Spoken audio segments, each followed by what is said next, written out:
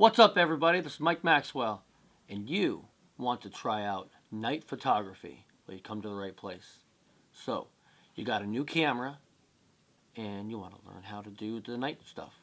Learn how to make those nice streaky lines from cars. I got a video for you, and I'm going to take you to Scranton because I did this photo, and I'm gonna show it right here, right now. So this photo that you're looking at, I did probably about 2 years ago, and it was probably about 9 or 10 o'clock at night, and they had the fountains going and the whole sign, the Electric City sign, and it's actually an HDR. It's I want to say it's like 5 photos, but you don't have to do HDR all the time. So it's basically you need to know your settings. You got to understand how to use a camera.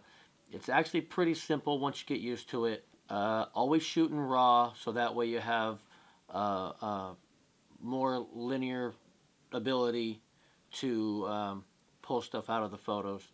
And I use Adobe Lightroom 99% of the time. And the only edit that I did was just what I consider my regular edit, my regular workflow. So take you to Scranton, and it's somewhat of a long video, so strap in. Maybe you might even fast forward or something. But I'm trying to give you a real world idea on what I do when I'm shooting, and a lot of it's all on the fly because, face it, night photography, everything changes. I mean, some lights are brighter, some lights are darker, and you just have to deal with it. That's how it goes. So you start somewhere, and then you work with it. And let's take you to Scranton. And that's the courthouse, the Scranton courthouse. If you look over here, the lights were on.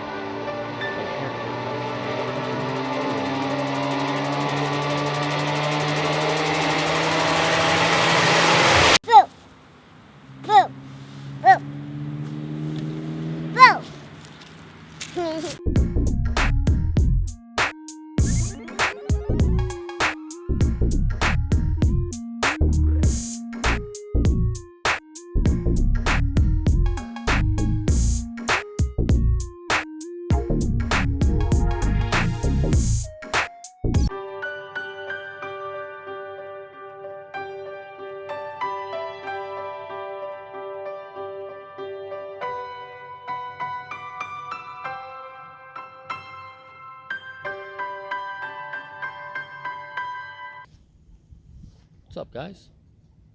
So it's Mike Maxwell here, and I am in the city of Scranton. I'm at the square. It's 2 o'clock in the morning, and there's nobody out here, but I figured maybe I could show you guys how to do a little bit of slow or long shutter photography. And a lot of people are kind of freaked out about long shutter photography because it's dark, or I should say, a lot of people are kind of scared to do nighttime photography because it's dark. But it's actually a lot easier. Just got to have a little bit of patience and a little know-how.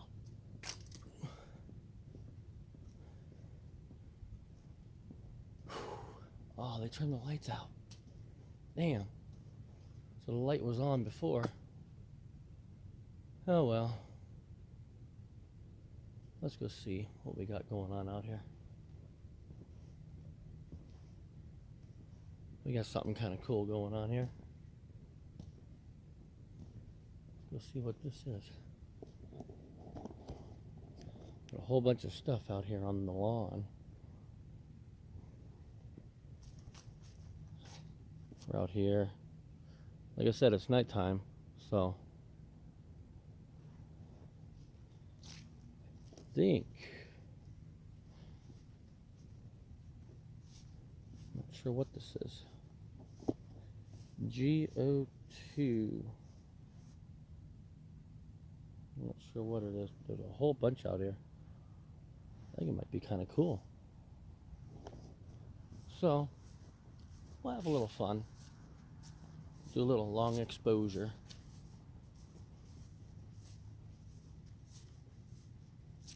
make it a quick tutorial for you guys. But it looks kind of cool with these,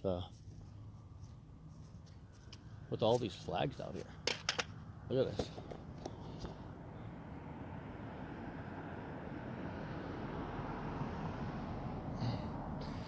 And that's the courthouse, the Scranton courthouse.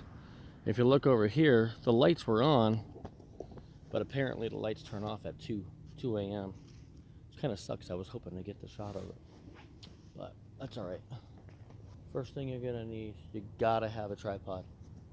You have to. But if you don't have a tripod, that's fine, but you gotta have a steady camera. So you gotta set your camera down on something.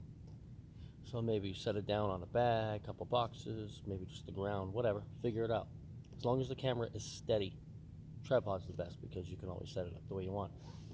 Get my tripod here. Set my tripod up. Shutter release. You want to have one of those. If you don't have one, then you're stuck using the timer, 2 seconds, 10 seconds, depending on.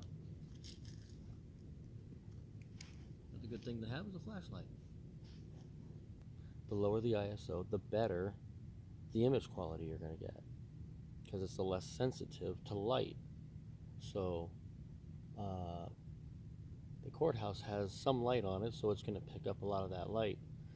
Anything in the shadows or dark, it's just going to take a while for it to pick it up, unless you do some light painting, and that's where you take the light that I'm doing now on my face. I'm actually painting light on my face so you can see it. So so you want the low ISO, you want an aperture. It all depends. You can cut your aperture down a little bit to cut the light out, and then just adjust your shutter speed, your time value,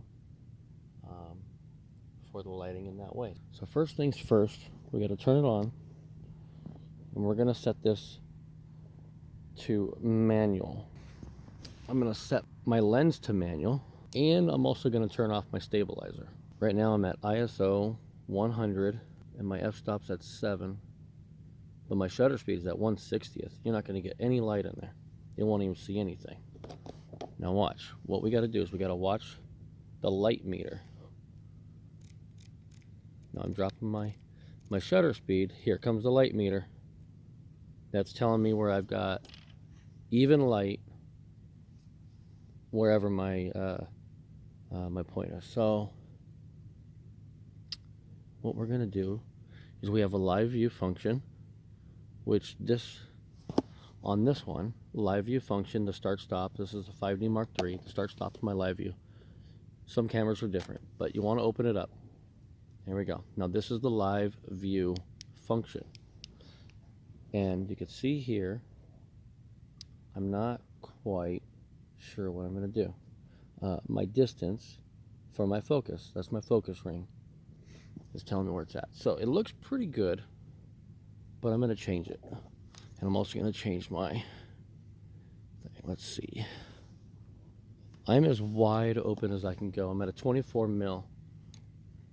I may, if I want to get the whole thing in there, I'm going to have to pull it back. But I don't want to pull it back right now. So let's check. So some cameras allow you to punch in to your live view so you could see, and then you could focus. Now watch the focus. See, change the focus till you get to something good. Now it went out, it's in. I'm going to call that good. Come back out using punch in, should come right back out. There you go. Now this is where you test. So we'll turn that off. Here's my settings. 100 ISO, f7 at 13 seconds. And I'm going to change my white balance to, it looks like the type of light that's out there might be tungsten. We're going to put it to tungsten, just because the light that's shining on everything is coming from tungsten type lights. Although actually it looks like it's LEDs, but we'll try tungsten. Let's see what happens. So I'm gonna use my shutter release, which is right here, and I'm just gonna push it. Let it go, let it do its thing, and we'll see what it does. Comes, and it's not bad. Let's see what it comes up to. Now, you see all that stuff that's blinking? That stuff means that that is overexposed.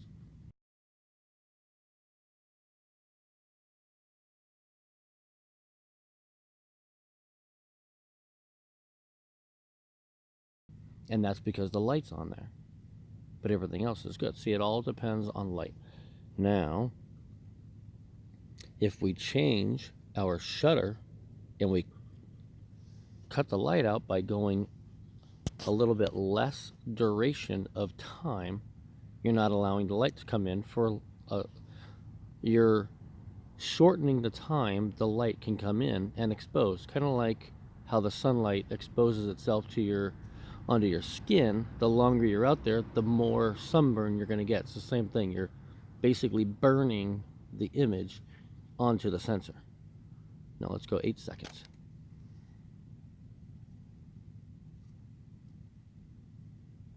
And here we come. There we go. We still got a little bit of overexposed, but not bad.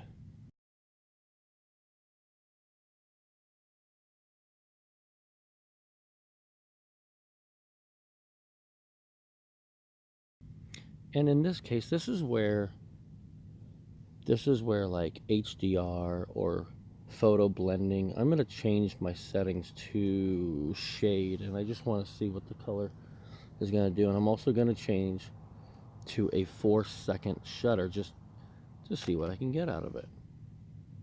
It's going to cut a lot of that light out. There we go.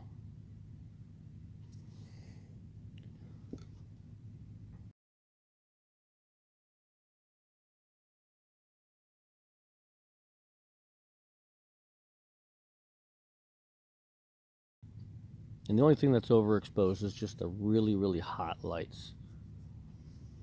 So it's not bad. And another way that you could check your exposure is all the time by using the histogram. Okay, watch the histogram, look at it as it changes. All right, everything to the right is light, everything to the left is dark.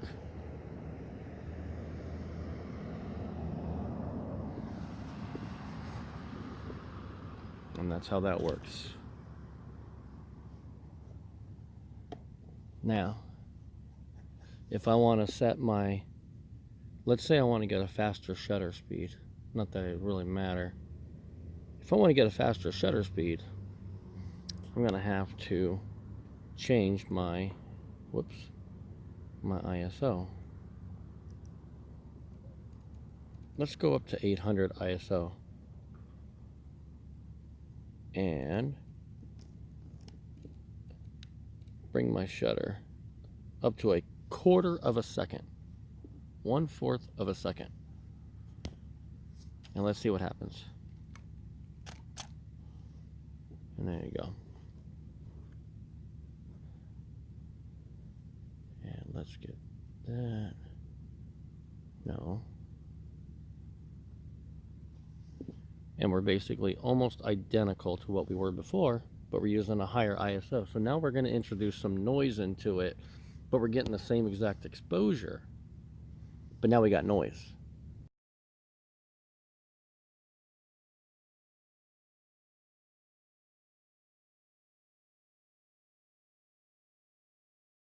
So if you wanted to stop, say, like the flag from moving around or something like that, that's where you would have to go with the faster shutter and then compensate with the ISO. People running, people walking at nighttime, you gotta bring up your sensitivity so you can get higher shutter.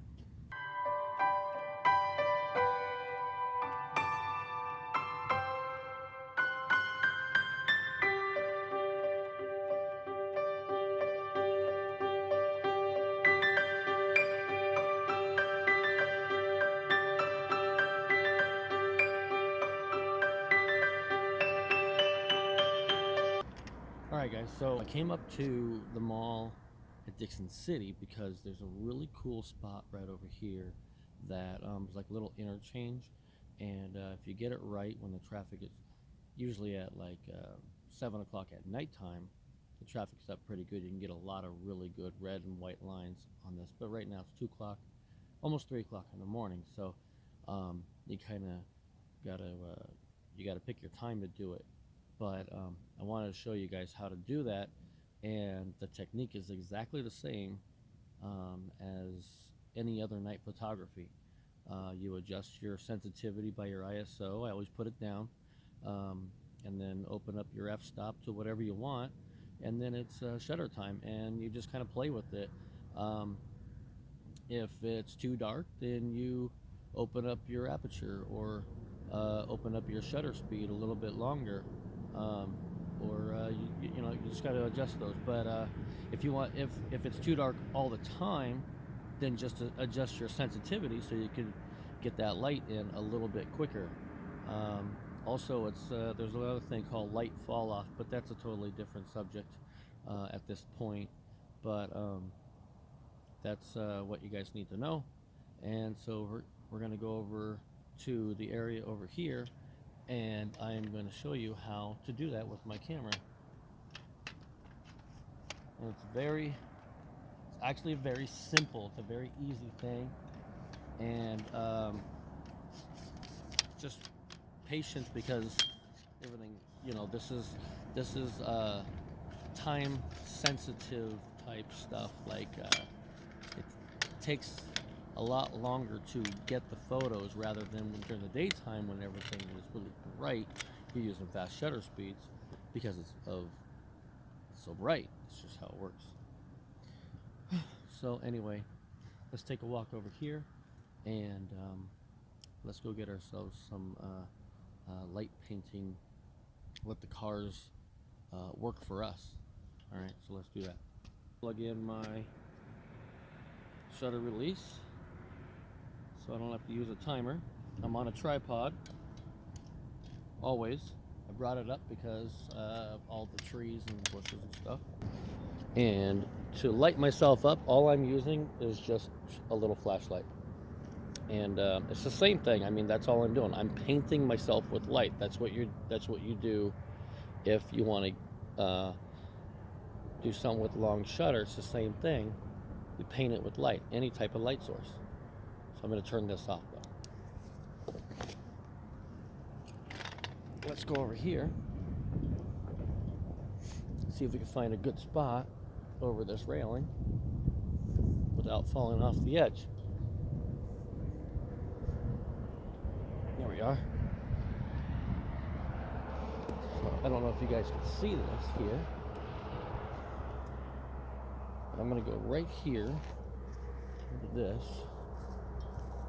where there's a lot less stuff. Now, I don't know if you could see the cars over there and the lights. Yeah, see those cars that are moving around? So those cars are going to paint light for me, and they're going to create light trails.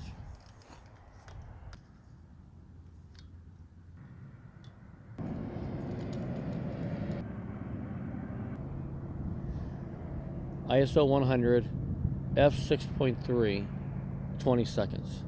Now I'm going to wait till I see some cars coming, and once I see some cars coming, then I'm going to hit my shutter.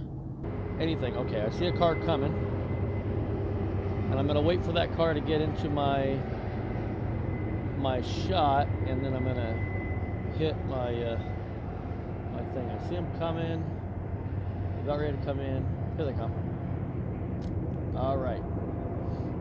We are now running. You see the car out there. Where'd it go? Right there in the center of your thing, and then that truck's going to be in there too.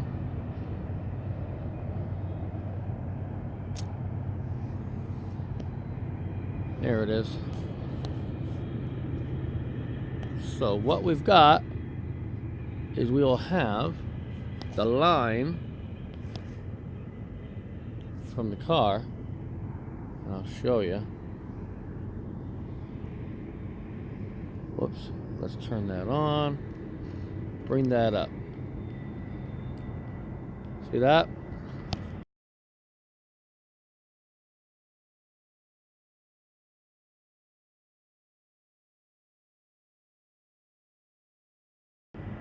There's your line.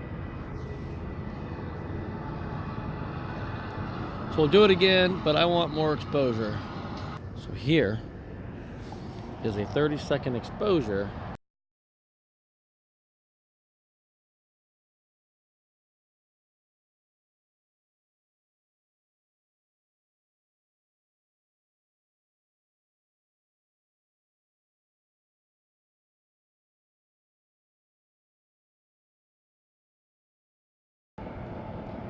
.800 ISO.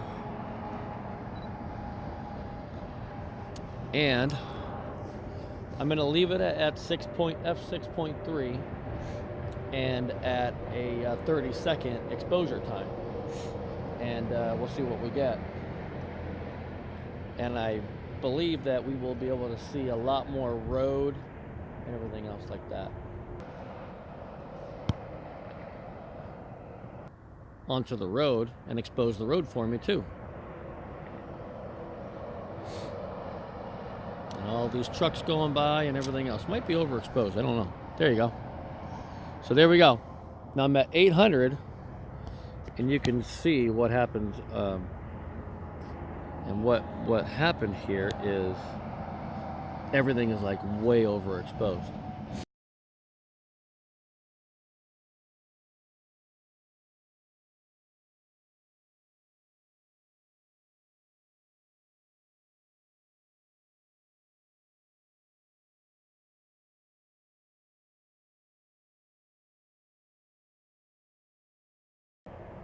ISO 200. I'm gonna go back 30 seconds. Now I can make this way longer. Here, you know what I'm gonna do? We're gonna go back to a setting of ISO 100. But I'm gonna change this to B for bulb. Now bulb is where however long I hold this open is how long the shutter will be open. So if I just push it and then I let it go, then that's how long the shutter is open. But they have this setting where if you push it, I'm gonna do it now, I'm gonna push it and I'm gonna push it forward. And it gives me a thing where now my shutter's open, I don't have to worry about a thing. I just set it here, let it go, and it's just gonna sit there and stay open. I didn't realize I was that close, but whatever. And now there's cars going through, they're all gonna be on there. My sensitivity is very low, but my length of shutter time is going to be very long, and so therefore it's capturing any light out there. So this stuff here is going to be blown out because that's a lot of light, but everything out there is just dark. So it's capturing that light for a long period of time, so it's actually going to capture it like, it's going to make it look better. So we're going to cut this off here in a second. And show you, and you'll hear it click. There it is. Now, my exposure, ISO, I was at f4, so I opened my aperture up, but see that?